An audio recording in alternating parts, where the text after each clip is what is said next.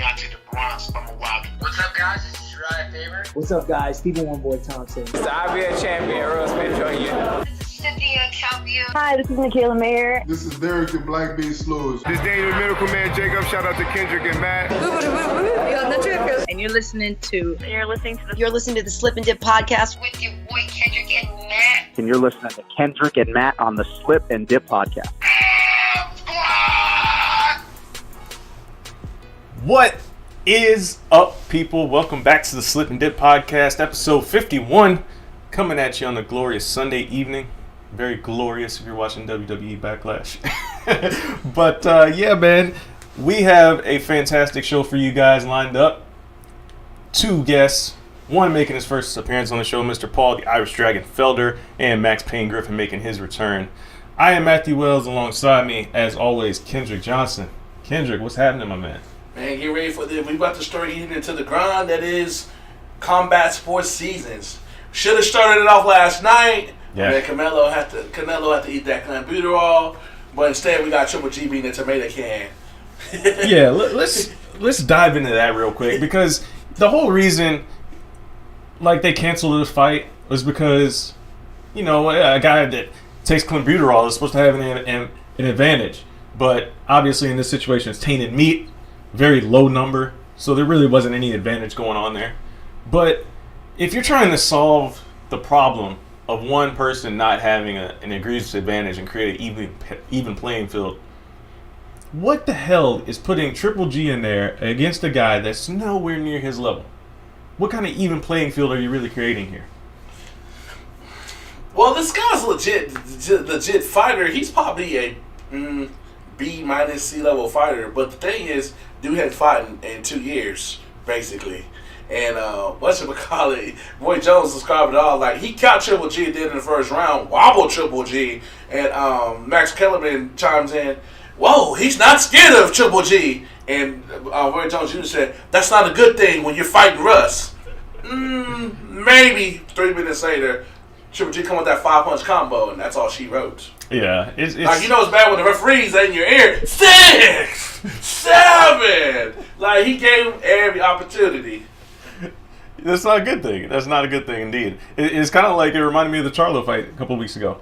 Like, yeah. There's some fights. But like, that dude had been active. He just had a dumb game plan. That's what I'm saying. But some people you just don't stand in front of. That's what I'm saying. Like, you just don't stand in front of people. Like, just because you're not scared, that don't mean you got the skills to hang with these guys like that. Exactly. I mean, and dude went to the hospital after the fight. Yeah, exactly. So the whole deal, like, with Triple G having to take that fight and doing what he did, I mean, you're not really creating any safer environments, so to speak. So yeah, we'll be out there in September, though. If everything according to plan, be September 15th, back in Vegas, back at T-Mobile. I'll be in my home away from home. Okay. Doing my thing. But yeah, it was rather odd. Like I told you last week, it's the first time in 5 years I've not been in Vegas for this weekend that's kind of gotten big. I saw 3 Mayweathers and 2 guys. So I can name them off. I saw Mayweather Guerrero. I saw Mayweather Pacquiao. And Mayweather Berto. Mm-hmm. And then I'll take that, Mayweather Madonna won. And then last year I saw, 2 years ago I saw Canelo Khan. And then last year I saw Canelo Chavez. So I'm used to being in Vegas the first week of May doing my thing. So it was very odd. Yeah. I mean, it's been a weird time, man. Been a weird time. I mean, you know, you got International Fight Week coming up. Which you say you'll be there for that.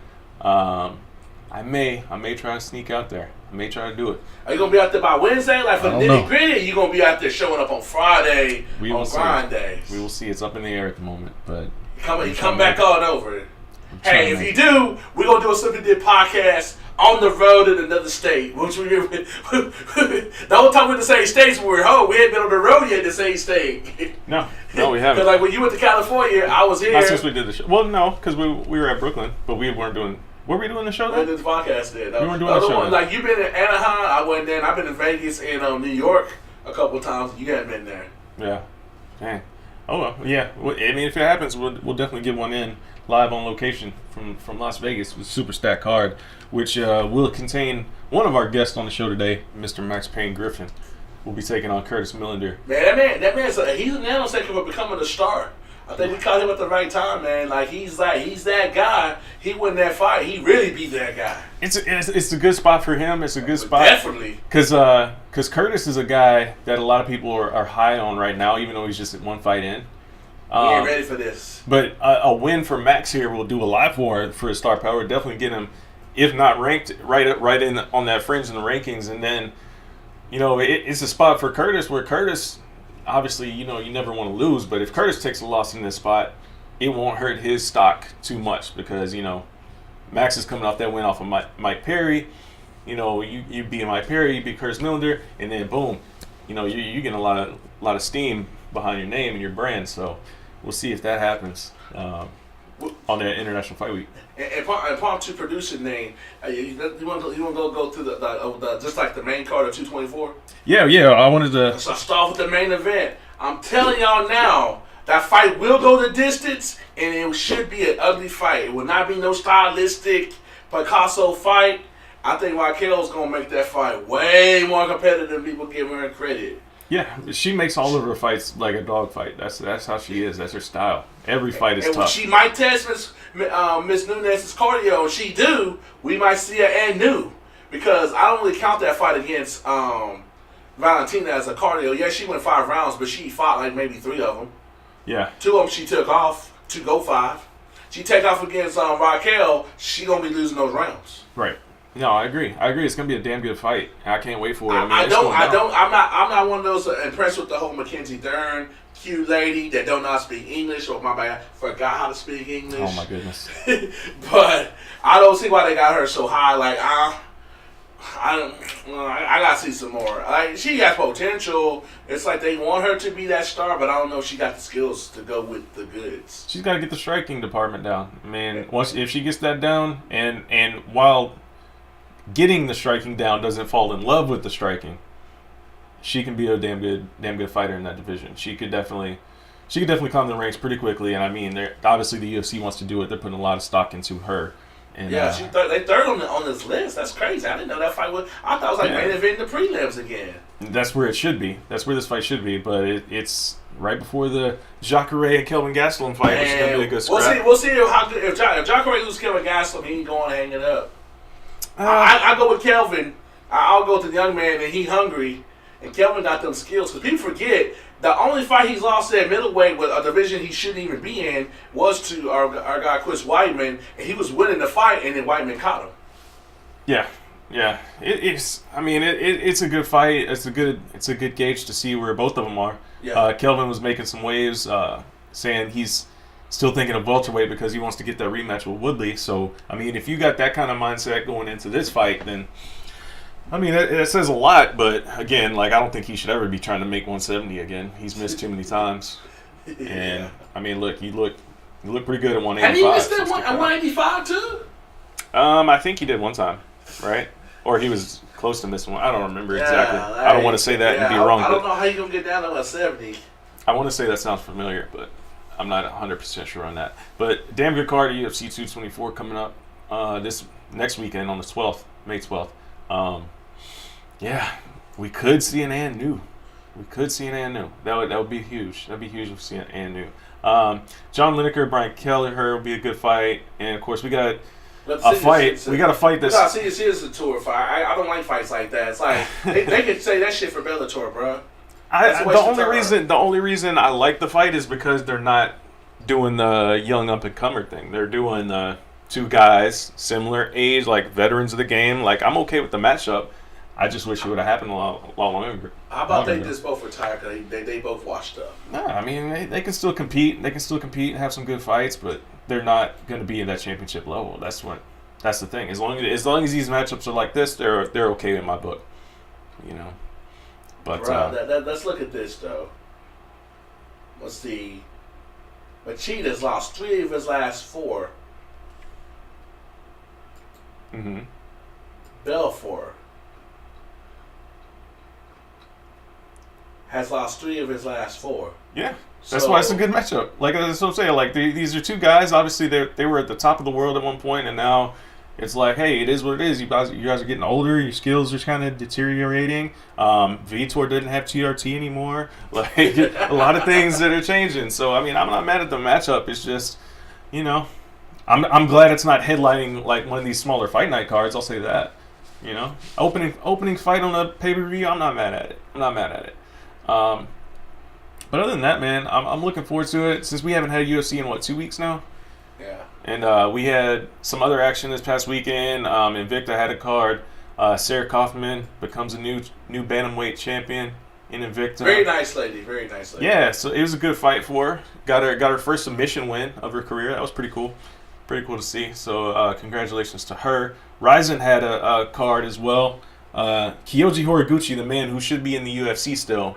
And there's some rumors that's been flying around. I don't know how accurate they are. He fought our guy Mighty Mouse, and of course he beats everybody. But who was he lose to? I don't remember who he lost to. Obviously, besides DJ, I think that was it. Honestly, I think that was it. I don't have his record up. That? Yeah, that's the thing. Like, so there's a rumor that's been flying around. I don't know the validity, the accuracy of this, but the rumor is that the UFC let him go because he couldn't speak English and promote a fight. Like, that's a very bad reason to drop a guy who he's a knockout artist in that division. Like at that weight, you don't have many guys that go out there and just starch dudes like what Horiguchi's been doing. I mean, the UFC's got to find a way to get this guy in there against DJ again, man. He starts Ian McCall, a guy who arguably beat DJ at one point. Starts him in 9 seconds. Quick slip with a punch and that counter left hand, and he was over in 9 seconds. Starts the guy, and it was just incredible. This guy needs to be in the UFC. I don't care what anybody says. I don't care if he can or cannot speak English. The guy's fight speak for himself, and I really hope that rumor that's going around isn't accurate. I hope that's not the reason, because if it is, it's pretty unfortunate if that's the UFC's reasoning there. But hopefully we get an answer to that. Maybe this weekend. Maybe somebody that's covering the fight this weekend. Any journalist listening to this podcast, if you're covering UFC 224, ask that question about Kyoji Horiguchi to someone like a Dana White. Ask it. Let's get that answer. So let's get that question in the post-fight interview scrum with Dana, because he only does them at pay-per-views now. So let's get that question asked. But that was about it this past weekend, man. UFC 224 coming up this weekend. Like I said, we have Max Griffin on the show. Got Paul Felder taking on our boy James Vick. Gotta be a damn good scrap. Paul Felder's on the show, guys. Gives us a great interview. He was just chilling at the house. Just chilling. Talked to us about a lot of things. We hit on a lot of different topics in this interview. Paul's a very good interview, obviously. Being one of the commentators. He can handle himself well on the mic and on the camera, so very very good interview with him. Very good interview with Max Griffin as well. What else you want to get into, man? Before we get into these, hey, just building off that momentum, working on stuff behind the scenes to keep y'all entertained and keep y'all listening, man. Mm-hmm. Staying on that grind. Absolutely. We're building up the segment, man. The you get the call segment is getting close. It's getting close. We're gonna have some cool stuff to come along with that once it's ready to go. So, yeah, man. I think that's about it, man. Like I said, it was a relatively slow weekend in combat sports. I mean, a lot of regional action, a lot of stuff like that. Yeah, that's about it, man. We get back to business though. UFC 224 this weekend, and yeah, hopefully we get some guys that balled, and they'll get the call maybe next episode. We'll see. We'll see how it happens. But you never know. Episode 51, Paul Felder, Max Griffin. You guys enjoy these interviews, and we'll catch you guys next week. Please like and subscribe on YouTube. Hit us up on Twitter, Kendrick at Kendrick Johnson, me and Mr. M. Wells Art, and follow the show at Slip and Dip Podcast on YouTube, Spreaker, iTunes, and all those good things. So hit us up, guys, and we'll catch you all next week. Please welcome to the Slip and Dip Podcast, making a Slip and Dip debut, UFC lightweight contender Paul the Dragon Felder, getting ready to take on James Vick at UFC Fight Night 133. So, how'd that fight come along? Because it kind of, I won't say came out the blue, but it's definitely something that should have been made a long time ago in my book. Yeah, it was one of those things. Like I knew it was in the works for quite a few weeks now. So when I got called out by Dan Hooker, I already knew that this fight was a possibility, even for the exact date that we're on and everything. It was just a matter of negotiating some things, and Vic was I think towards the end of his contract and wanted to just re-up some things and handle his business. So it was just kind of waiting for things to get done. So I couldn't say anything. So especially when I got called out, everybody's kind of like, "Why aren't you fighting Dan Hooker?" And I couldn't say, "Hey, well, I already have a possible fight coming up." But I told Dan, in the bar in Atlantic City, I said, "Hey, man, I respect the call out. I think that took some guts and some balls, but there's a good chance I'm already fighting somebody, and but I'm sure I'll see you down the line." Well, what makes you want to fight James? Because he's one of the most avoided men in all UFC. If you look at all the divisions, I guarantee you he's top 3 from what I hear behind the scenes about people that don't want to fight him.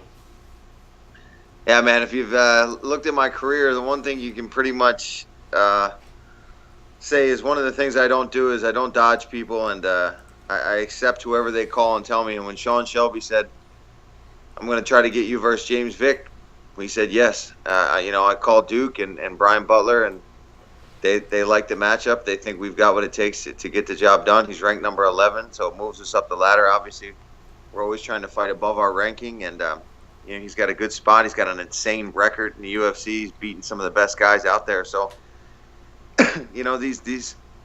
these fights don't get easy when you're fighting up the ranks. When you're trying to be the best in the world, you want to be champ. If he's one of the best, I'm going to have to face him someday anyway, right? So these guys can only avoid the tough fights for so long, no matter what. So I said, bring it. He's tall. He's awkward. He's one of the biggest guys in the division, at least height-wise. So it's a tough puzzle to solve. But with Duke in my corner, man, I really don't think there's anybody in the division that we couldn't have a good game plan against and figure them out. Yeah, I mean, is that going to be the biggest challenge, you think, trying to figure out that range, that length? I mean, of course, the size, in the clinch, and, of course, just keeping you at a distance if you wanted to. Is that going to be the biggest challenge to overcome, when you guys are preparing? Yeah, it's a challenge because you see where one of the places I do really well in my fights is in the clinch and in close and using elbows and things like that. So we're just going to have to sit back and rely on some of my other strengths for this fight. I'm a really good kicker. I was known more for my leg kicks before I even got into the UFC and battering people's legs. And I'm going to just have to sharpen up my hands and head movement and be able to get in and get out of there without getting caught with his knees or his chokes. But yeah, man, every fight's always gonna have a new puzzle put in front of you, and he's definitely a harder one to figure out than some other ones, for sure. Yeah, absolutely. So I mean, it's been a crazy few weeks for you. Everything that happened with getting the fight pulled out from under you, and then hearing, hey, you can't get slid into the spot because you're not ranked, and now you're ranked. So it's like, I mean, without even having to fight, you're ranked now. It's kind of crazy that. That the commission, I guess, puts so much stock into rankings that are the UFC's own rankings. Here's a little backstory. That's how I met Paul. Me and Paul met right after he had got the call, and that's when we did an interview that's on Fight Hub YouTube channel, and that's how we met. Okay. So I just saw that. So I saw the disappointment firsthand. Like, man, this man was ready to roll like right then and there. It wasn't because he was scared, ladies and gentlemen. He was ready to go at Habib right there. Yeah, I mean, that was literally, an hour after I had found out, and probably just as the media had found out that I wasn't fighting at all, and that Al would be fighting. So it was a weird situation, man. It's definitely one of the awkwardest, strangest weeks, fight-wise, that I've ever had. Just beyond anything. I mean, it caps it off just between the stuff that happened with McGregor and then. The stuff with Max, and then I get an opportunity to maybe fight for the title, and my hands were literally shaking at the idea that I might be fighting Khabib, and then, okay, well, I'm probably not fighting Khabib, well, at least I'm fighting Al. No, you're not fighting at all. So, it's been tough, but I got a fight lined up. Pretty sure it's pretty much official. It's pretty out there now. I think even James posted a thing about it. I don't think the UFC has quite said anything official yet, but it's happening. We both signed, so it's going down. Yeah. Do you agree with the sentiment that he's one of the, I guess, the most avoided people that's you know, that's kind of he's always been talking about wanting to fight up, and he just hadn't really had that opportunity as of yet. Again, he's fighting down in the rankings in this matchup with you, but do you agree with that whole premise that he's going out there with?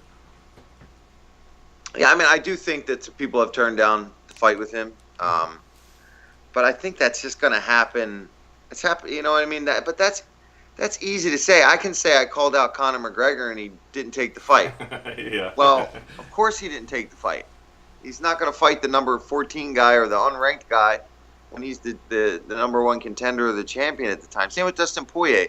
Like, he's a stud that's been up there in the rankings forever. I'd love a fight with that guy, but I know I'm not getting it yet. He's on a streak. I know that's not happening yet. So I can't say, or Dustin and Justin Gaethje and Conor McGregor are avoiding me. So I think there's truth to what he's saying, and it's also like he might be exaggerating it just a little bit. It's like, of course, guys that are that ranked above you are maybe waiting for you to climb the ladder before they have to fight you. Whereas me, it's easy for me to say, all right, bring that fight on because you're above me. I gotta take what I can get at this point. Mm-hmm. I kind of want to ask you a little bit about your immediate reaction when Dan Hooker did call you out like that as you're trying to conduct an interview. I'm sure you're just trying to listen to the normal responses and get ready for your next question. I'm sure you got the producer in here and everything, and then you're like, wait, he just called me out? Is that what the kind of thing that happened? Well, the funny thing is, we had fighter meetings, and since he was on the main card, we met with him, we met with Jim Miller and all the guys on the main card. And as he was leaving his interview, Brendan Fitzgerald was like, hey, man, if you beat Jim, you better call out Felder in the cage. You better man up and go out there, and you got a ranked guy right in front of you. You better call him out. And he just kind of laughed it off and walked out. And, man, as soon as I was going into the cage after he knocked out Jim, I looked at everybody. Sean Shelby was next to me. I said, I guarantee this dude's about to call me out. And I walked in there. So when I said, what's next for you, Dan Hooker, what do you want next? I knew he was going to be like, well, I want a ranked opponent. And he just, the way he went about it and handled it, though, I thought it was pretty cool. It was he wasn't a douchebag about it. He wasn't an asshole about it. He's just like, hey, there happens to be one right here. How about we do it? And I meant what I said too. If I had sat down at that desk and Sean Shelby said, I love that matchup, let's make that happen. I even texted my manager as I was at the booth doing the commentary, and I said, what do you think? He said, I like that fight, but I don't know if that's what they're going to want right now. Because we weren't sure still if James is going to take the fight because I was lower ranked. We didn't know what was happening yet. So I thought that might actually be a – plus, I do agree it would be a sick fight. You want to talk about two guys that we're definitely going to kickbox with each other. It's going to be a show. Yeah. But I'm sure – go ahead, Kendrick. Do you think in a weird way, with your TV gig combined with what happened at 223, it kind of helped you further your profile? Because it seems like I'm seeing you pop up on the Slip and Dip. You up on with Ariel's, like your profile that got bigger in a weird way. It seemed like it's a negative that you didn't turn into a positive. Dude, I gained like 5,000-6,000 extra followers on Twitter for not fighting. My Twitter followers went up tremendously. I get more social media attention and things like that. So and I got ranked. So it's like, okay, well, you got to take the good with the bad. And at the end of the day, I mean, I still made some money. It didn't go down the way I obviously as a fighter and a competitor, it didn't go down the way I wanted it to go down. But it was it is what it is, and I think the UFC handled it the best they could with the situation they were given with losing so many fights on that card. They had to save that main event. I don't blame them for anything. It worked out, and now I've got a high-profile fight. I've got a game opponent, James Vick, who's tough as nails, and I think people are excited about this fight. It's definitely the fight that's going to push one of us that much closer to top 5 fight and moving towards that title. Yep, absolutely. So this would be your your first fight this year, obviously. So I mean, obviously, you wanted to have the other one, and then it falls out. I mean, how many fights are you looking to have in 2018? Or does it depend on, obviously, the health and results? Or yeah, you obviously. map that kind of stuff out?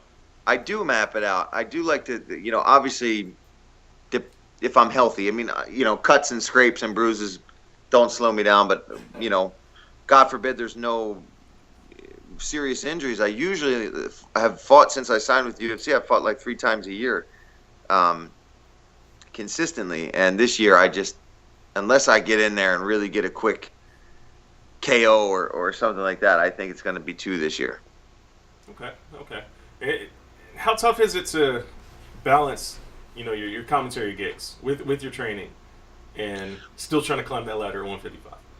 Well, I think what a lot of people don't realize is a lot of that stuff can be negotiated. Like, they're aware that I'm fighter first right now until I retire. So if I call my producer and I say, hey, man, Sean just called me, they want me to fight in July, and I had shows booked that I was supposed to be doing. I was supposed to be doing Santiago, Chile, and a desk job in LA for Liverpool, and I had to turn them down, and they were completely supportive of all that stuff. I'm still going to be doing Utica, New York, just because I have teammates on the card and my coaches will be there, so it'll be a fun trip to go, and I'll be able to train with everybody while they're there and still do the commentary. But it's not as difficult as everyone thinks. And when I'm away, I'm only away for a few days, and I'm training all week, and all the weeks that I don't have this stuff. That's all I do is commentary, and when I'm home, I'm training 2-3 times a day, all the time. I mean, I'm in great shape right now. I'm ready to fight. I'm not ready to make 155 right now, but I could definitely fight 3 rounds right now. But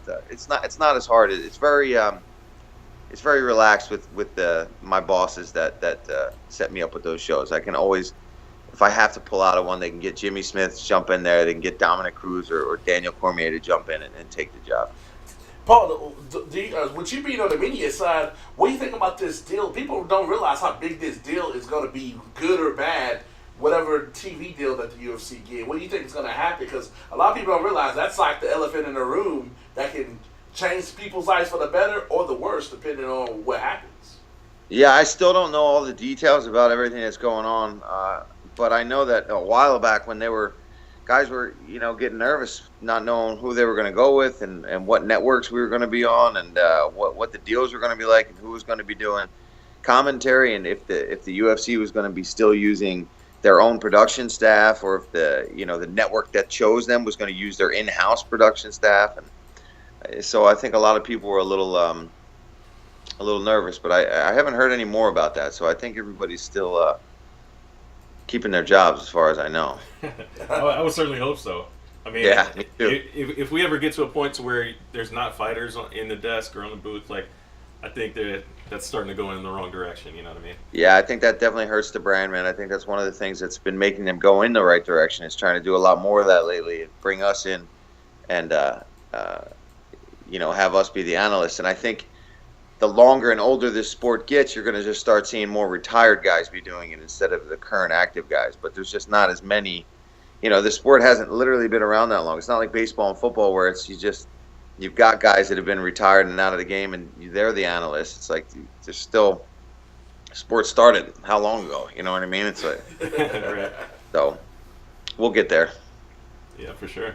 I think it's kind of the good thing is that a lot of the guys, current fighters, you guys are very articulate. You speak well. You're able to analyze accurately. If you just to compare in like boxing. There's a lot of boxers that do the commentary and analysis. They're not as good at it. Like there's a lot of stuttering, a lot of misinterpretation of what's going on. It's somewhat cringeworthy sometimes. Pretty much every UFC guy that's doing it, guy or gal that's doing it, I mean they know their stuff, and I think that's a huge plus too. Yeah, I've heard some of that boxing commentary that you're talking about, man, and I'm like, not trying to throw anybody under the bus, so I won't say names. But the one guy I was like, whatever you just said, that did not just happen. Nothing just happened. They asked your opinion, and it was like you weren't even paying attention. It was a shame, man. But it's tough. It's a lot harder than people think. They think, it's easy to do this or it's easy to do that. And the people that piss me off the most are the people that troll me and the Twitter haters out there that are like, you suck as a fighter, you suck as an analyst. What gives you the right to be talking about what's going on in there? I'm like, I have almost 11 UFC fights, just UFC fights, not to mention my career before I was even in the UFC. What do you mean? What am I talking about? Yeah. Meanwhile, those same people would be like, "Hey, Paul, can I get a picture?" when they see you. Those same exact people have me sign 14 pictures of myself so that they can sell it online. Yeah, exactly. Exactly. Have you caught somebody doing that and called them out on it, like in person? No, I haven't figured out, which one of those guys that kind of hang around, if any of them are shit talkers yet. Most of the guys that I sign stuff for and things like that seem pretty cool. But I've had guys on Instagram and Twitter that I've said shit back to and called them out, and they're like, "Oh man, I'm a huge fan. I was just having fun." And I'm like, man, you're a coward and a bitch if that's how you're gonna react when somebody calls you out. Has anybody ever tried to test you since you don't have quote unquote the UFC fighter look? Yeah. Does somebody test you, or they know real quick like, hey, he about that life? Yeah, I mean, lately it's been pretty good. I don't even want to say, I'll say knock on wood, because next time I go out, I'll probably end up having guys try to start some crap with me. But no, I mean, it's, not recently. Not recently. That's good. That's good. Paul, how much weight do you cut usually? I mean, right now, I've actually been, since I didn't actually fight, I was actually pretty good at keeping myself within, I won't say a good range, but better than I usually am. I've gotten up to about 197 pounds in between fights, and that's me not looking good. Like, you'd look at me and be like, God damn, Paul looks a little husky. He's looking a little, double chin kind of coming in, and love handles, looking a little fat. Right now I'm like, in the mid to high 80s at the most. But I've leaned up with a six pack. I'm still probably about 181. 181. So okay, it's a tough. It looks like you're cutting weight right now. I know. I got my hood up. I'm sitting in here. Yeah, one of my big things is, like, I always talk about it, is the weight cutting issues with guys cutting too much weight, and how much thought do you put into that, and do you have a solution to kind of solve the issue with guys cutting so much weight? My only thing is, I wish guys would really try to focus on their diets leading up to the weight cut. I cut a lot of weight, but I do a lot of it honestly with dieting and keeping my calories on track and getting down to a reasonable water cut. Like, I always make weight. I've had a bunch of fights in the UFC, and my whole career was at 55, and I've always made the weight no problem. It sucks every time, but I've never had, especially since signing to the UFC, I've only had one scare where it was like, I don't think I'm going to make weight. And recently I've brought on George Lockhart to do my stuff for that last fight, and I've always had Rich Poehler, my strength and conditioning coach here in Philly and Jersey, and he's really good. He's also a nutritionist guy and really helps me if I have any questions. So I've always been good at really just watching what I eat. I don't cheat real bad. I don't drink at all. I don't do any of that kind of stuff during camp. And I think guys kind of wait to the last minute and try to just be like, "Oh, suck out all the water." Mm-hmm. It's not good, man. And they do that so they can get bigger a lot of the time too. They only want to be depleted for a day. And this way, when you go to rehydrate, you can put on 25. Some guys putting on 30 pounds, and but you're killing yourself. Yeah, absolutely. What is it about George? I hear whenever somebody brings George on, it's like a complete difference in everything. So what's kind of, I mean, not necessarily his secrets, but what's like the major difference when guys bring George on? It seems like they have a lot easier time with their cuts. Yeah, I mean, what I noticed for me was the food that I was eating was, I used to do more of like a ketogenic, high-fat diet towards the end of my training camp, and it worked. And the guy Scott that I used to use, he's the man, and his approach is that, and it works. But for me, when I switched over to George, the one thing I noticed that the difference, so the weight came off pretty much the same, but my energy levels were humongous, a big difference. I mean, I was hitting pads and getting good grappling sessions in fight week at the actual hotel, doing full rounds, feeling pretty good during the weight cut, and that's never the case. I'm normally feeling pretty crappy and pretty sluggish. So whatever he's doing, whatever science he's using with a little bit of food, because you're not eating much food. I mean, he's not giving you these huge giant meals, but whatever I got, it would always be enough to get me going, and I felt good. I still had enough carbs and enough like fruit sugars and things like that to get me through workouts, but I wasn't holding on to massive amounts of water.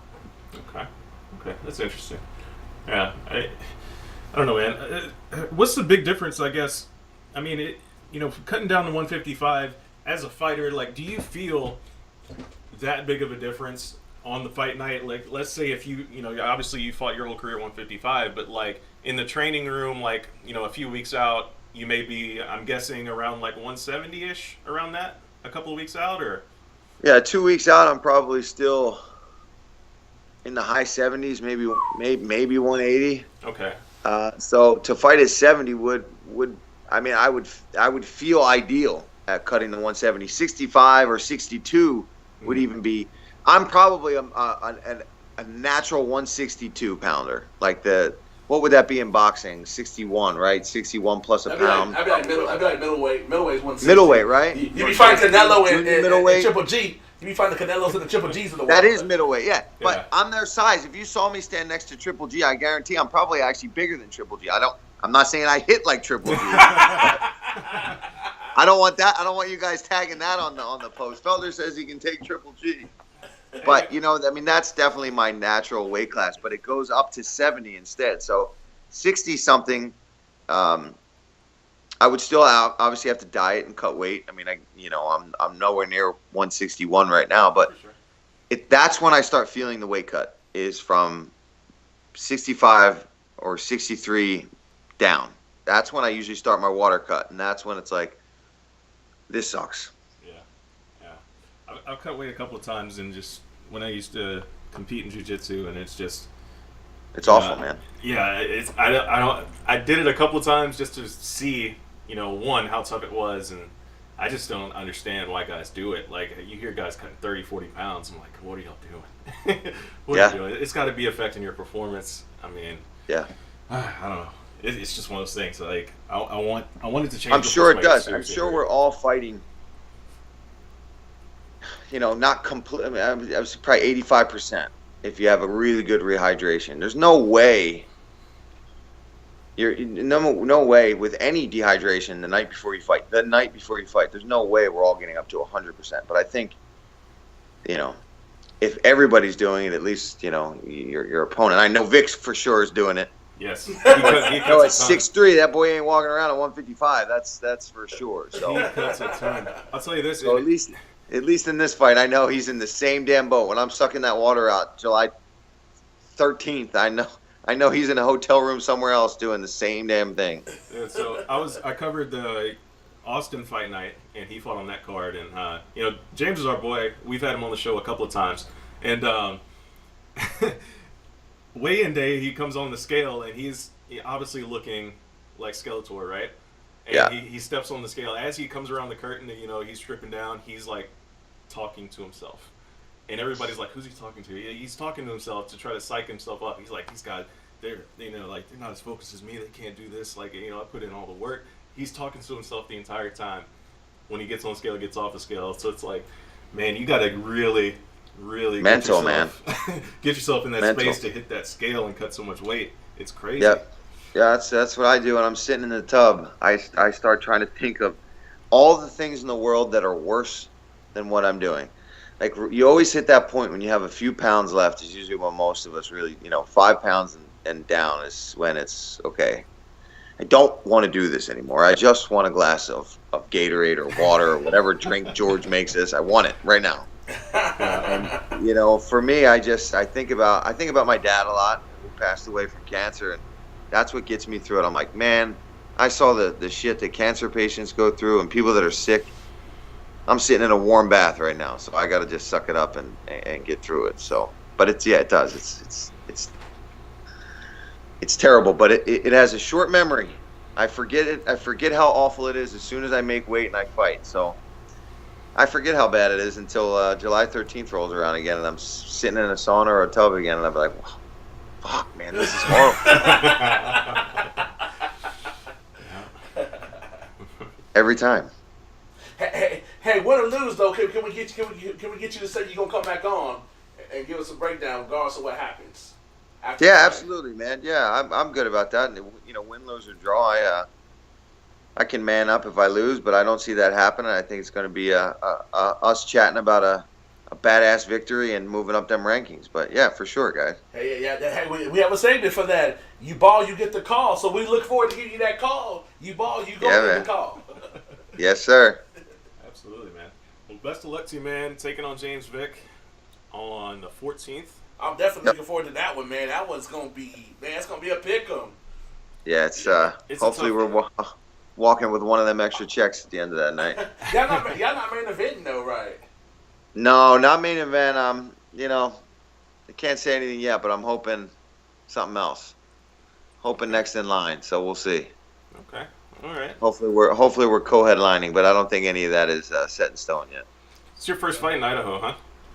Yeah, first time in Idaho. First time in Idaho. How much does the location of the fight matter to you? It really doesn't, man. Obviously, I was really tallying to get the main event spot on this card because it was an FS1 card, and it was, I don't want to say it wasn't a small, it's any fight the UFC put on, they're great shows, but it was definitely one of the smaller cards and in a new location, so I thought it was a place that we could convince them to give us a main event spot. So I was really pushing for this particular card, or the one in August. Where are they going to Nebraska in August? I think too.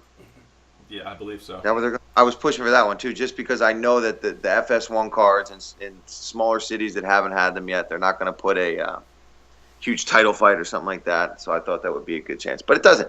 I'm in the hotel the whole damn time, cutting weight, then I fight. By the time I'm out of the fight and actually doing anything worth fun, it's usually back at the hotel lobby having a drink with my teammates and coaches. So it really doesn't matter where it's at. Yeah, very cool. Well, July 14th is the date at the CenturyLink Center in Boise, Idaho. Kind of a crazy location, but hey, UFC Fight Night 133, Felder versus. First time there, man. I like that it's the first time there. It's always exciting to be It should be pretty packed and have a good vibe. When you're in places for the first time, those people are usually there from Fight Pass on, man. That's cool. Yeah, hopefully Pretty the crowd's cool. hot, man. Hopefully the crowd's hot, because we definitely hear that. That definitely comes through on the broadcast. Yeah. Hey, Paul, while you be out there cutting weight, I'm gonna be in LA at the ESPY Awards. Oh yeah, yeah. living it up, having fun. I'll be grinding out there in that heat. The thing about the ESPYs they don't tell you is you be on the red carpet at 3 p.m. in hot July in Los Angeles. That's the part they don't tell you about. Yeah, sweating. Sweating. You'll be cutting weight too then. Really? I'm gonna looking clean though. Absolutely. Well, Paul, we won't keep you too much longer, man. We thank you for coming on the show. But again, best of luck to you against Vic, man. A hell of a fight. I'm looking forward to it. Any sponsors or anything you want to shout out before we let you go? Oh man, just thanks for having me on. Always follow me on Twitter at Felder Paul. Same with Instagram at Felder Paul. Give me a follow. Let's get those followers up. And thanks to my team. Obviously, can't wait to get out. Going to be going out to Milwaukee soon with my boys out at Rufus Sport. And I also this Wednesday is my daughter's 3rd birthday, so I just want to happy birthday, on here with you guys say happy birthday to my beautiful little girl Ashling, who had her party yesterday. So, and it was a pink party, guys. Lots of pink, lots of trolls. Hey, I wasn't trying to get you in trouble with your girl. I'm not texting Paul. It's like, I'm at the birthday party, man. I'm not trying to get in trouble. Yeah, right. I was like, sorry, dude. I haven't been trying to. We've been running around getting all the food, the catering, and everything like that. It was a lot of fun yesterday. It was a good time. That's awesome, man. That's awesome. Yeah. Very cool. Well, happy birthday to her. Thank you. Is she going to be a little martial artist as well, or? She will be Sunday. She is such a girly girl right now, though. I mean, it is Barbies and pink and dresses and purses and shoes. I can't believe it. I mean, I knew it when I got a daughter. I kind of hoped it would be like that. As a daddy, I was like, I would have been fine if she was, a little bit of a tomboy in a sports, but she is so like, get her nails done, fake puts makeup on me, and it's a nice contrast for what I do for a living. I'm around martial arts and fighting and grinding all day and getting beat up and testosterone, and then I get to come home and she's running around with a pink dress on and putting headbands and crowns on me and things like that. So it takes me out of the chaos. Well, be sure to teach her those elbows at least, for when those guys start coming around. Oh yeah, she'll be able to throw down. The anger's in her. She's my daughter, so. It's in there. Very cool, man. Well, thanks for coming on, man. We'll let you go. Enjoy the rest of your evening. Thank you for coming on the Slip and Dip podcast. Really appreciate it, man. No, I had a lot of fun, guys. Thanks for having me on. Welcome back to the Slip and Dip podcast. Making his second appearance. He balled and got that call after he beat Mike Perry at UFC on Fox. Now he's getting ready to get back in that cage and fight Curtis Millender. The guy he's been calling out on social media at UFC 226, Mr. Max Griffin. Thanks for coming on, brother. I'm ready for this Curtis fight, man. It's like, if the trash talk is good as the fight, y'all gonna walk away with $50,000 in bonus. Man, this guy, man. It's first and foremost, it's a blessing to get a new contract. We're getting some more money, so I'm happy about that. And, it's big card, biggest card of the year. They do 2 big cards. They do the International Fight Week. They do that Saturday card in Vegas, and they do the December 30th card. Mm-hmm. So, to be on this card with these guys, man, honor, man. So, they like what they see. Your boy be out there, man. Well, I get to follow you, man. Can we do some one-on-ones up in the hotel room leading up to the fight? Your boy be out there. I'll be on the scene grinding. Man. Yeah, man. Oh, man. It's going to be a crazy weekend for sure. Obviously, just not International Fight Week, but, Curtis Millender, man, he's a guy that came through, made some big waves in his first fight. So, what do you think about this guy as an opponent, man? He's good, man. He's explosive. He's relatively new. But, he's been fighting LFA for a while. He got a good knee. He's long. Got good head kicks. I'm looking forward to it. He's exciting, due to the fact that he did beat Thiago like that. I was like, oh, okay. But, everyone's dangerous, right? So, it's going to be a good fight. We just got to take him where he's not dangerous. And, make his strengths his weaknesses. Yeah, for sure. Like when we talked to you about Mike Perry last time we had you on, you were like, yeah, you kind of had this vibe that you knew something that you could exploit. Like, are you seeing that in Curtis? You see some things that you can just take advantage of? I'm just gonna say, everyone, I do. I feel like everybody could be beaten. Everybody can. You just have to, go about it the right way. And I feel like I can, and I will.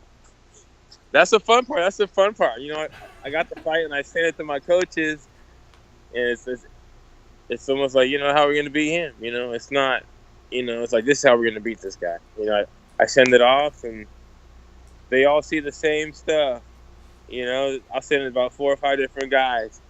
They all see the same stuff, just different language, different pronunciation, but they're all saying the same exact thing.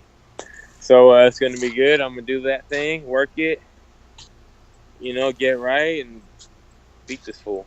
Do you feel like you got to work out, I won't say any skeletons, but since the last time you went to Vegas, you got that Kobe loss? Or that's just something not at all, man. I've been to Vegas numerous times since, man. I ain't tripping, dog. Everything happens for a reason. I wouldn't be the fighter I am today if that didn't happen. Positive note, what you think about your Raiders in that draft? I know you're a big Raider fan. What do you think about them getting Colton Miller in that first round? Man, I haven't watched football in a minute, dog. I'm not gonna fake the funk. So you literally just stay in that gym then, right? Yeah, I train, man. That's all I do. I train, I chill, I hang out with my son, hang with my girl, man. Chill and train. That's all I do. Do you invest your money all I in do anything? is train. Are you prefer? We like interested to see brothers that succeed outside the ring. Do you got like businesses and stuff to try to get something going, or you just like just fly by seat of your pants? I'm working on some stuff. I'm working on some investing type things coming real soon here. You got to have money to make money, and I'm meeting a lot of people just in general. Just it's almost as if you know, because when I was working the 9 to 5, right? You're at work. You're on people that are working, right? Yeah. When you're just living and, you know, being an entrepreneur, you're meeting other people that are out and about at 2 o'clock, 3 o'clock, you know, that aren't sitting in the chair at work on the computer, you know, and, you know, I'm just meeting a lot of people and, you know, this and that. So a lot of stuff's popping up, a lot of stuff's bubbling. And like I said, a lot of opportunities are coming out the woodwork, man. Especially my, you know, getting my notoriety out there a little bit more. People are reaching out to me to do certain things. And so, yeah, there's a lot of stuff in the pot right now. That's good. That's good. So I see, you know, you mentioned your son there. I saw that Instagram post you guys you threw up there with you guys hitting that pose. So like, what kind of martial arts is he studying? She does boxu, and I train him a little bit. So that second degree is in my Marinobles fighting system. He's a world champion in every kind of art, and the IKF. It's an IKF certified belt by the IKF Kickboxing Federation. It's legit. So I've been training for a long time. So boxu, right? Mm-hmm. So that's like the martial arts I did when I was young, and that's what he kind of does. Okay. You know. Okay. Is that weapons training too, or is it? Yeah. So boxu, boxu is a mix of stuff. It's like kung fu, karate, taekwondo, judo, and a lot of the kung fu had a lot of the weapons, the nunchuckers, the sai, 3-sectional staff. You know, throwing knives, all that shit. Wow. So a lot of it is involved in that. You know, you got to be like a black belt to learn that stuff, but you get there. You know, you got to build up. Got to put in the time and the work, man. That's the real ninja stuff. You got them out that life early. You ain't messing around. That's real life. There ain't nobody believe like we gonna do a stunt. Like no. Yeah, man. California. Yeah. So how's life out there in Cali treating you, man? It's good, man. It's good. It's good. The weather's kind of weird, but we're getting over it. We'll see. It's been cold and hot. The weather's been something's going on. I was just in Vegas this week, and it's pouring rain. All 3 days. That's crazy. My boy Anthony Hernandez, who I was out there with, we just had shorts and flip-flops. You know, it's pouring rain. Have you ever seen it rain in Vegas? I want it, and people don't know how to drive. It's like they freak out. Yeah, but everyone there was looking at us like we brought the rain. You know what I mean? Right. Yeah. Now, I've been to Vegas when it was raining one time. I've been out there when it was snowing one time. Believe it or not. Snowing? I ain't seen snow. Snowing. Yeah, that was wild. Yeah, it was at one of the December shows. It snowed for like maybe 30 minutes, but you know that threw everybody off.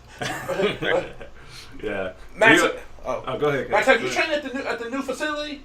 At the UFC? man. Yeah. It's dope in there, man. It's like a dream come true. Honestly, it's everything you need. Every kind of cardio equipment, every kind of weight, every kind of technology, food. They cook your food. They put you to sleep in the little motorcycle helmet things. You get on the game. You know, they got all the games up there. You just chill and eat and train and take a nap and then chill and eat. Get in the bath, get in the cryo, get in the infrared booth. You know, get in the sauna, get out, get a smoothie, go back. You know what I mean? It's dope, dog. It's like Disneyland for fighters or something, huh? Yeah, living the life for me anyway. Yeah, that's crazy that they would actually make a facility like that. But I mean, the fact that it's in Vegas, it's kind of convenient for some guys. I guess like yourself being close by, not too far by, but yeah, it's like an hour away from the fight. Yeah. I mean, so you're gonna be doing like some fight week training, you know, coming up. Yeah, I'll be out there. I want to go visit my boy Brian again in a couple weeks, man. It's crazy. Me and him got on the same card, so Brian Ortega. So I'm gonna go down there.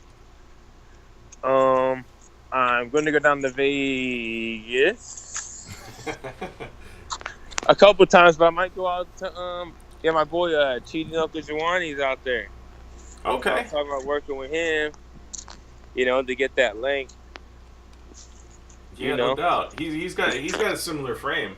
He's got Yeah, a similar frame but I to him, think so Chitty's that'd way be good. better. Chitty has way better skill set. He is. I swear to God, dude. Tell me I'm lying though. No, I'm you're lying right. thoe. I mean, I'm not. Hey, give us some insight to your mentality, Max, because you kind of like come across as that guy. Like if I hadn't got to know you over the last few months, it seemed like you that guy that you make it seem like you just show up, but you really do be putting a lot of work behind the scenes that people don't know. But you just want people to think you just show up, a la like Mayweather. Like he act like he didn't do no work. He just show up and beat people on fight night and go 50-0. But he trained 3 times a day leading up to the fight. I work my ass off, man. I might talk slick, man, but I train, man. I train. So I'm getting prepared for that. So yeah, I did hit up Chitty. I'm probably go work with him, and even up in Orlando, my boy Philip Rowe. He's long and tall. He's one of Mike Perry's boys out there with Jacare and them, and he's long. He's like 6'4", hella long range. Yeah. So we'll see. You know. But yeah, you know, I can't wait just to beat this guy. He's been talking my name for years. He said, I saw some video. Listen, I saw some video yesterday, day before. He's like, yeah, you know, I'm fighting Max Griffin. I've been trying to fight him for 3 years. Like, what? Did you know he was trying to fight you for 3 years? Until now. He hasn't said nothing until now. When is he? I haven't even heard of him. Until now, until the Thiago Alves fight, I was like, "Oh, this fool's tight," you know. Yeah. Actually, I seen him knock out Nick Barnes. I seen that. I seen the highlight, and then he got signed, and I'm like, "Oh, this fool's pretty good." But that's it. It wasn't 3 years ago when he said he's been calling me out or whatever he was been saying. So, either way, it doesn't matter. I'm ready, man. I'm always ready, and you know, it's on a good show. It's just blessing to do it on against such a good card. If I didn't know no better, say like you crunk already. Man, it's the weekend, dog. Hey, I know you respect the culture. Who has the crunkiest walkout at UFC? Because like some people have certain walkouts. But my man Kevin Lee gets it all. My man be bucking while they put the grease on. That is the most gangster stuff ever. He bucking while they put the grease on. Like he at the club. I feel it, man. That's how you feel, you know? It's how you feel. I mean, I used to come out mad, and, you know, you transform, man. You morph throughout your time, and wild. It's wild. I was just getting on the game with my son. He got that WWE 2K17 or whatever. And it's just like that, walking out, you know what I'm saying? Man, music, the people, the belts, man. Wild. Wild life. You put a lot of thought into your walkouts, or you just like whatever song, just like no, man. Just make it I used to do certain things and plan shit after. I knocked this tall dude out one time. This kickboxing match, and I was supposed to do the worm right after. And I was gonna do it, and I didn't do it. You knocked him out, right? And then I got down, and I was gonna go do it, and then looked like, oh, I can't do this shit like this. It would have been disrespectful. It was at a Muay Thai thing, you know? Yeah. You feel like a boxing thing, but I'm the Muay Thai thing. Hey, there's a lot of respect in Muay Thai. Absolutely. Don't get my co-host started on the respect thing. He flipped out when your boy did the elbow about a month ago. Which elbow? The handspring. Who? The guy that did the handspring that jumped up and boom. He did the people's elbow. You're like, what the hell are you doing? I think you're talking about when the guy the dude that jumped on that dude's back. Yeah. That guy. That's what he's talking about. Yeah, fuck that dude. Yeah, exactly. That was my exact reaction. Like, that's you talking about respect, man. Like, that's the most disrespectful thing you can do. Like, you just knock the dude out and then you just jump on it. Like, what the hell? Like, what had to be going through your mind? Oh yeah. Y'all wow, boy, y'all wow. Tell me this, Max. Did you watch the Triple G fight? No, I seen the highlights. Does that inspire, just being a person that's into combat sports, when you see some crazy stuff like that, does that inspire you like, man, just imagine I could catch somebody with two-piece like that and make their body do that. Does that inspire you? It's like, I'm just going to stay to do what I do and just get these W's. Yeah, no, you know, you always like seeing new stuff, you know, new input. I like to see new stuff laying, new punches, new combos. You know what I mean? I try to eat it all up, so I spit it back out. You know, and I liked it. You know, I saw the highlight. Hit him like 20. It looked like just different angles. Boom, wait, it was like crumbling. Boom, blah, blah, blah. It was 5. He hit him with an ultra combo, you know. That's where he was still standing, kind of let him live a little bit, you know. And then that finish him came up. Yeah, it was nice. Dude didn't want to get up. But that should have been Canelo versus Triple G, right? You know, it should have been. And it should have been, but then they say he did some clenbuterol or something. Yeah. Well, there was like the thing, you know, his meat was tainted and all that stuff, and then, you know, they canceled the fight because they don't want to have an unfair advantage. And well, you talk about unfair advantage. Why you put Triple G in there against a guy that's nowhere near his skill level? Which one is a more unfair advantage? Like, what are you really protecting when you do that? You know what I'm saying? Especially the meat thing, the tainted meat. Because when I went to Mexico, I think they told us about the meat. We can't eat the meat. Yeah. So we had to eat the meat from special places. They said, hey, just so you know, eat the meat, or you know, if you eat the meat, you could fail for steroids, for clenbuterol. So I guess they inject their cows with it and in their fucking food or whatever. Mm-hmm. So, you know, we were kind of weary. We were trying to eat at the nicest place. You know, we were eating at the hotel, which was exquisite, by the way. Mwah. Yeah. But we luckily didn't have it, or didn't catch the clenbuterol strike. You know. Yeah, that's good. That's good though. I mean, it is a real problem down there, and then the testing isn't. You know, there's not a 100% foolproof way to test for it either. Yep. So it's like, you know, it cost us one of the biggest matches of the year, right there. At least, you know, they're gonna run it back. Yeah, maybe until like September, right? Is it what they're saying? September 15th. Yeah, I want to see people that come with boxing at UFC. It's funny. Bad things is funny, but this really happened. I'm cool with Canelo's people, and they called me up about 7-8 weeks ago. Bling. Hey man, you got your trip booked to Vegas yet? No, man, I'm gonna do it next week. Don't do it. Exactly how it went down. He said, "Don't do it." So September 15th though is going to go down, so that's good. But yeah, man. So Max, like, I guess like, you know, when you're on a card this big, man, like I would have to think like where you're at, you know, currently in your career, it'd probably be like super early on the card, considering like. Yeah, no. People are asking me, I'm like, dude, I'm gonna be bottom of that card. Yeah. I mean, that card is stacked. I don't deserve to be in front of anyone, you know, on that thing, you know.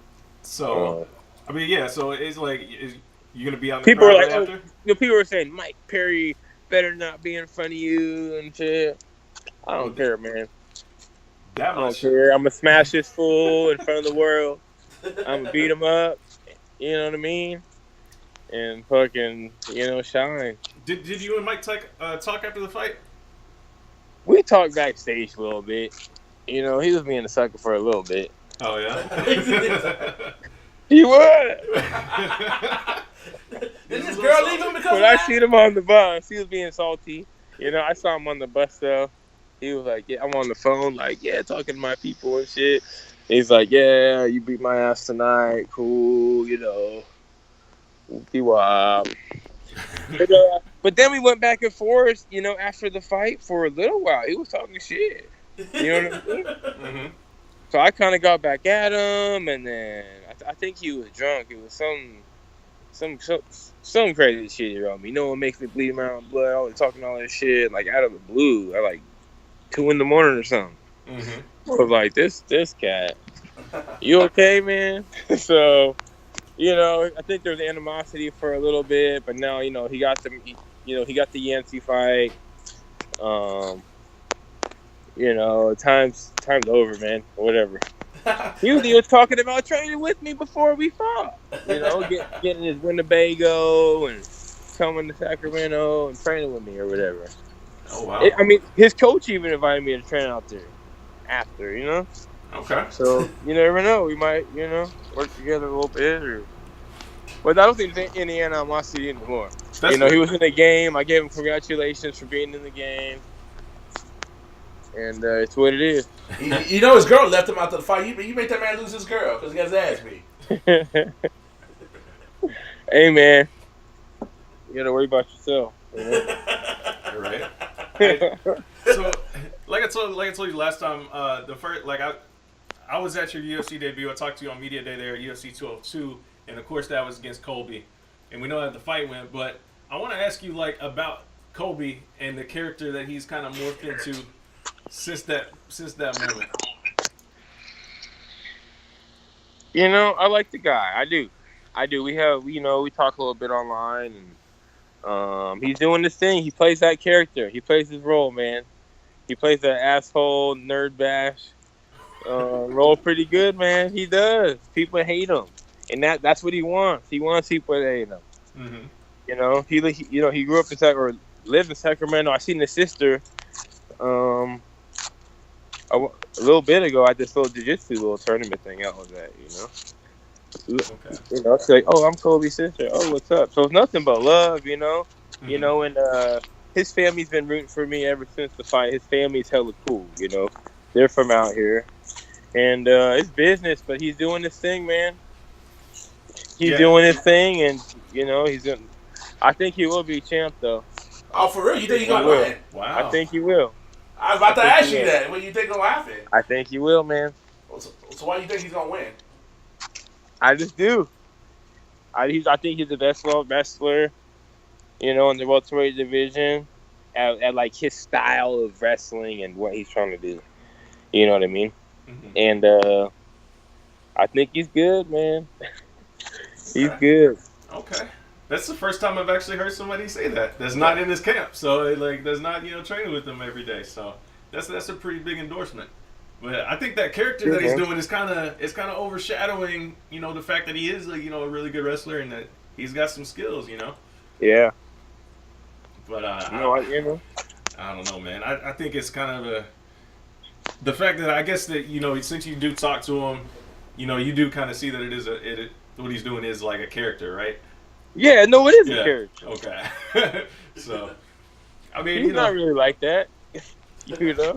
I get it. What do you think when you see someone like Kamaru that basically let him know he ain't about that life? He would see him in the streets and snuck him. But he didn't, though. That's true. You know what I'm saying? Real shit, though. That's true. Real shit, though. Real shit. I seen all that shit, man. I see that shit, but I ain't got shit to say. You know? What do I want to say? You didn't say shit? Like, if it comes down to that, because I'm going to be here for a while. We're all going to be mixing it up pretty soon here. So, we'll see. So how would the fight with you and Kamaru go? It would go my way, man. Everything's gonna go my way. That's the plan, man. You gotta have that confidence against anybody. Gotta be ready. Right. So after this fight, man, like you looking to get back in there? How many more times before the year's out? At least 2. I'm trying to be active. I mean, it took the longest this last little recent time to get my contract signed. After the Perry thing, I didn't have a contract for a minute. Mm-hmm. We just signed it last week, Okay. And in that meantime, they signed a bunch of fights. So when I thought they said July, August, I was thinking they're going to let these May fights happen. The Ponzinibbio, Usman, Darren Till fights, all these fights, because there wasn't any welterweight fights happening for the longest. Mm-hmm. You know what I mean? And they all just now got booked. But then, Ponzinibbio got out, Gunnar Nelson's out. Did you get a call for either one of those fights? No, I heard about which one, the Ponzinibbio one. One of them, it was just too short. Okay. My thing, it was 2 weeks or a week or whatever. Even the Matt Brown one, Carlos Condit one. But yeah, I walked too heavy to be losing that much weight in 2 weeks, a week. You know what I mean? It's not worth it to me. Yeah. Yeah. I don't have, it's, yeah. Well, that's good. That's good. You're not gonna kill your body to take a fight on short notice. So at least you got that part down. Yeah, no, they got me like 65 days, so we're good. That's good. I'm excited, man. I'm excited. I'm excited to be on that card and to beat someone like this up. I can't wait. How's your profile expanding? Because it seems like slowly but surely people are catching on to the pain train. People are starting to know, man. It's the best thing even to be in my city, and I'm getting so much more love everywhere I go, and it's changing, man. It's materializing, and just staying humble, and got to make it happen. This is just the beginning. I can't wait. I can't wait for the future. It's just it's an honor, man. Absolutely. When you can't, if somebody told you your year was gonna go how it's going so far, would you believe them at the beginning of the year? Yeah. Said, of course, man. I had this mapped out, right? Yeah, I don't know what's gonna happen. I know it's gonna be good, But yeah, to be on the biggest card, to beat Mike Perry like that, and to do this, be on the biggest card in the year against someone really good. Hey, I mean, what more do I want? Got my new deal. Mm-hmm. Hey, man, I could live on this shit, and can't wait. Can't wait to fight this guy, man. Just promise you this: we definitely want to have you back on, and you get the call segment. But if you have a lead, you're not gonna do nothing foolish, a la Kevin Lee against Barbosa. You're not gonna take no crazy chances, are you? When you got a firm, comfortable lead, I don't get that. You're talking about the wibble wobble on that. Yeah, don't take no chances. I don't get that, man. I'm all about getting the hand raised.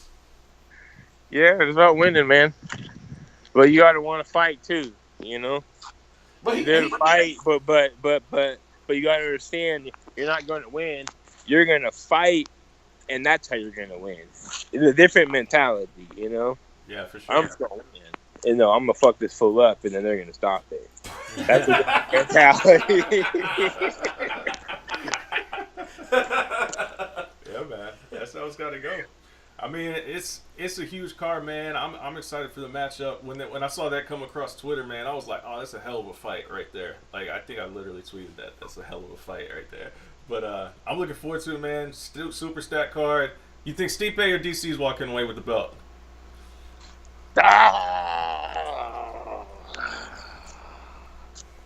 Stipe be coming through, man. I want to say DC, but Stipe I've always counted Stipe out my whole life. I feel like. My whole life. Yeah.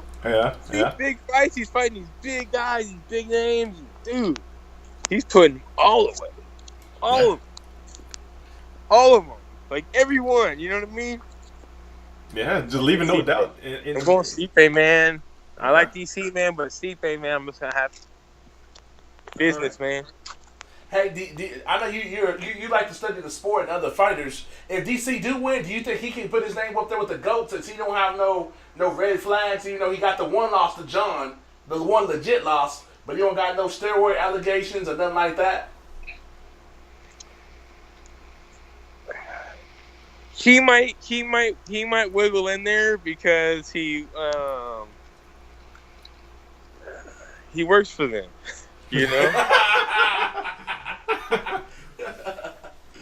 I mean, he would have a. I don't know, real talk though. Yeah. I mean, he's been dominant for years. 2 weight classes. What do you think? I respect John's talent, but like at the end of the day, and I guess what I know about other fighters that have been mentioned as the GOAT, if he gets that belt, he's not the GOAT. Huh? He's not the GOAT. I still Jones think John is the GOAT, is. man. Huh? Jones is the GOAT, dog. Jones is the GOAT, man. Hey, if we get that third fight, I think that'll finally determine it. Yeah, because a lot of people forget he did beat him straight up one time. Yeah, he didn't finish him, but he got his hand raised without no controversy. If anything, he took a performance deterrent instead of a performance enhancer before he fought him the first time. We'll see, man. We'll see. But Max, man, we appreciate you coming on, man. We'll let you enjoy the rest of your evening, man, out there in sunny California. July 7th, UFC 226, taking on Curtis Millender. It's gonna be a hell of a fight, man. Man, I'll be out there, man. I'll definitely hit you up before, man. So I'm gonna be with you all week, man. You gonna see? You're coming out there? I told you that, yeah. I'm getting out there Tuesday. You really are? I'm in there Tuesday through Sunday. I'll be one of the few brothers up in that media section. Uh-oh. Right. So wherever you staying at, you let me know. I'm gonna slide in there by myself. I keep a low profile. Yes, sir. All right, man. Hey, do you have any sponsors? Anybody you want to shout out before we let you go, man? Man, shout out to California, man. Shout out to my people. You know, thank God for having my back, keeping everything cool. You know, my gyms, my coach Dave Marinoble, you know, my sensei Jamie Hart. He's in the hospital. He's had some back surgery. Shout out to him. You know, man. Sponsors is an interesting. There's so much stuff. I Am Becoming, I Am Beast Mode, Turp House, Atrium. Met those cats last night at the Cannabis Cup. Okay. Good folks. You know, what else? War Fuel. Man, NutriShop Folsom. Man. There's a ton. Symmetry. There's so many guys. Fit Kitchen. Coach Doug. Mm-hmm. Man, the list goes on and on. Reebok. It goes on and on. That's a good look. That's good, man. Hey, that's a good problem to have. That's a good problem to have. So. Tattoo guy, tattoo Pat. Yeah, man. Hey, is I Am Beast Mode associated with Marshawn Lynch by any way? It's funny. It's a funny story. So they were called I Am Beast Mode, was their original name. From California, local base. Now they're major, like the biggest brand in CrossFit. They're dope though. What is on my leg? A spider web? Oh man, we don't need the fight getting canceled on air, right? Well, that's cool, man. Hey, Max, man, thank you for coming on the show again, man. We look forward to talking to you after the fight as well, man. So best of luck on one of the biggest fight cards of the year, man. Hell yeah, I'm gonna do the damn thing. See y'all I'll be in soon. touch, brother. Hell yeah. All Later. right, man, take it easy. You too, guys.